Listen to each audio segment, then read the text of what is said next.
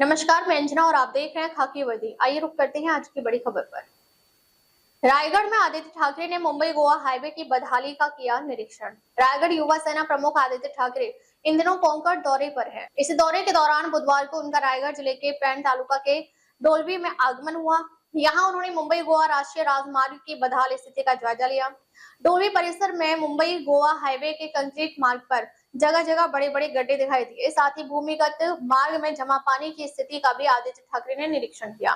भूमिगत मार्ग में पानी जमा होने से डोलवी के ग्रामीणों को होने वाली परेशानियों को लेकर स्थानीय नागरिकों ने आदित्य ठाकरे के सामने अपनी व्यवस्था रखी। हाईवे पर बड़े बड़े गड्ढे और भूमिगत मार्ग में जमा पानी की स्थिति देखकर आदित्य ठाकरे ने नाराजगी व्यक्त की। इसके बाद आदित्य ठाकरे का पेंट तालुका के वाशी नाका में आगमन हुआ। यहाँ परिसर के नागरिकों ने विभिन्न समस्याओं और शिकायतों को लेकर उन्हें निवेदन सौंपे। गणेशोत्सव की पृष्ठभूमि में मुंबई गोवा हाईवे पर बढ़ने वाली यातायात की भीड़ और यात्रियों की सुरक्षा को देखते हुए आदित्य ठाकरे आगे भी हाईवे के विभिन्न हिस्सों का निरीक्षण करेंगे।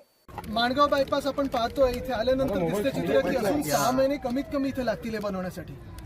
खरं तर हा महामार्ग मला वाटतं जवळपास 1 दशक हे चालूच आहे आणि NHAI कडून जे आम्हाला सांगितलं जातं की गणपतीच्या आधी होणार किंवा नंतर डिसेंबरची तारीख आहे, तर तसं तर डिसेंबरची तारीख आहे। आता इथे उभं राहिल्यानंतर परिस्थिती आपण पाहतोय, रॅम्प एखादा इथे झालेला आहे, पण अजून कोकण रेल्वेकडून परवानगी, मेगा ब्लॉकचं परवानगी, गर्डर लॉन्चिंग, 16 मधून 4च गर्डर तयार आहेत। आणि जी खरी परिस्थिती आहे, जी आम्हाला कॉन्ट्रॅक्टने सांगितली की मध्ये जे युद्ध झालं त्याच्यामुळे गॅस बीस हा सगळं बंद होतं। पण हे सरकारकडून जे आम्हाला सांगितलं जात होतं की सगळं काही नीट चाललेलं आहे, सगळं काही सप्लाय नीट चालू आहे। आपण आता परिस्थिती पाहतोय आणि गणपतीत पण इथे लोकांचे हाल होणार आहेत, तासनतास ट्रॅफिक होणार आहे।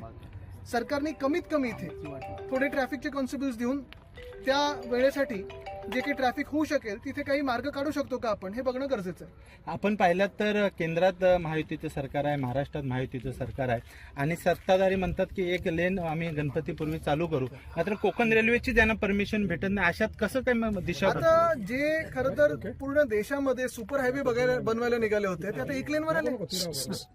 1 लेन चालू करणार 10 वर्ष मग काय करत होता तुम्ही? आणि प्रत्येक वर्षी आम्हाला तुम्ही आश्वासनं देता, प्रत्येक वर्षी सांगता की आम्ही आता रस्ते असे बनवलेत तसे बनवलेत, NHAI एवढे मार्ग बनवतं, NHAI एवढे किलोमीटर बनवतं।